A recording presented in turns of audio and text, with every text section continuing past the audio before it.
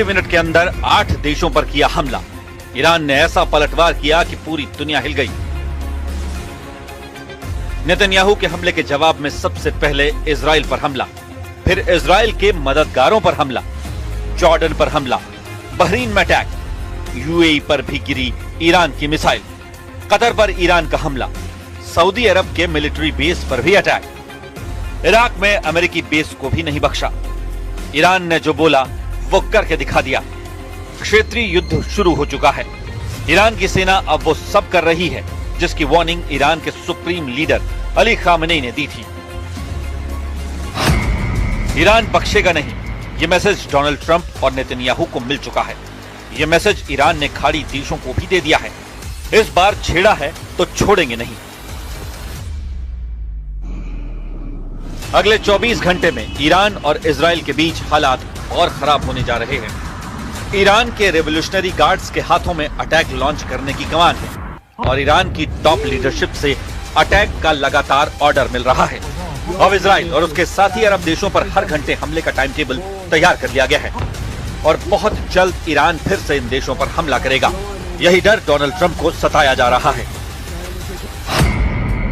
Iran के target पर Israel है, उसके दोस्त यूएई और बहरीन हैं, जो अब्राहम अकॉर्ड के साथी हैं, क्योंकि यहीं पर अमेरिका के अड्डे भी हैं।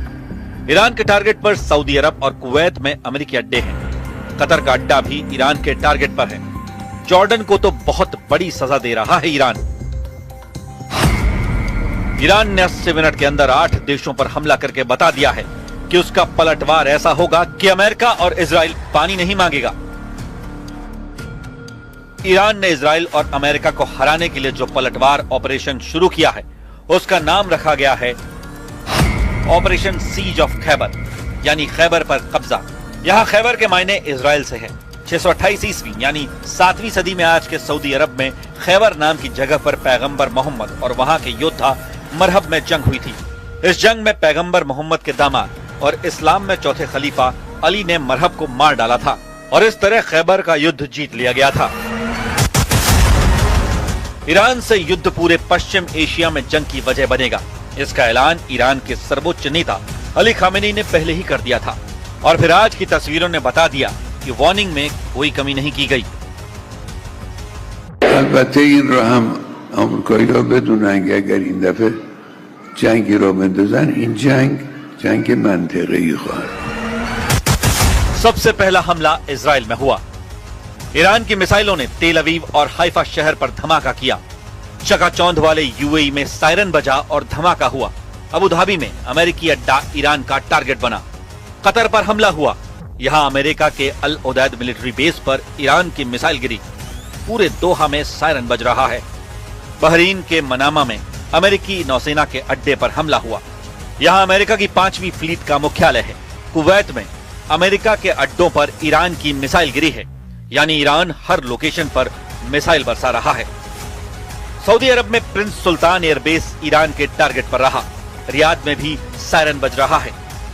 इजराइल की सबसे ज्यादा मदद जॉर्डन ने की है और उसके अर्जाक मिलिट्री बेस लगातार ईरान के टारगेट पर है।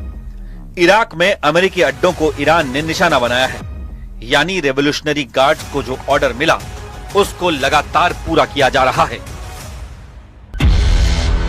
ईरान का एजेंडा साफ है। युद्ध में ना अमेरिकी अड्डे बख्शे जाएंगे। इजराइल को तो फौरन तबाह कर दिया जाएगा। पूरे खाड़ी के इलाके में अमेरिकी अड्डों पर मिसाइलें गिर रही हैं, यानी वो रीजनल वॉर शुरू हो चुकी है जिसका इशारा अली खामेनी ने किया था।